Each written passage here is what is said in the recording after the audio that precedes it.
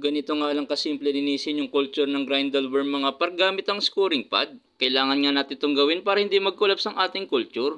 Unang-una ay kailangan nga lang natin tanggalin yung screen na mayroong mga nakakapit na grindleworm. Ibababad nga lang natin yung screen sa tubig mga par at kusa na yan sila magbibitawan. Pagkatapos naman maghanda tayo ng isang tabong tubig. Bubuhusan kasi natin yan mga par para matanggal yung mga dumi-dumi sa ilalim ng culture. Diyan kasi ang pwedeng pagmulan ng ammonia mga par na pwedeng magpakulap sa ating culture. Diyan nga din magmumula yung masangsang na amoy mga par dahil yan ang mga tira-tirang cat food o dog food na kinakain nila. Uulit-ulitin nga lang natin yung mga par hanggang sa luminaw na yung tubig. Kaya pwede na natin ibalik yung screen mga par at pwede na natin sila bigyan ulit ng pagkain. Itong mga na-harvest naman natin at nalinis na natin mga par pwede na natin to ipakain sa ating mga PC-PC. At makalipas nga lang yung ilang minuto ng paglilinis natin ng culture ng grindleworm mga par ganito na nga yung mangyayari. Mag-aakyatan at magkakainan na sila ulit mga par at tuloy-tuloy na silang magpaparami. Kaya naman di ka na mangangamba na maubusan ang live food na pwede mong ipakain araw-araw sa iyong PC-PC.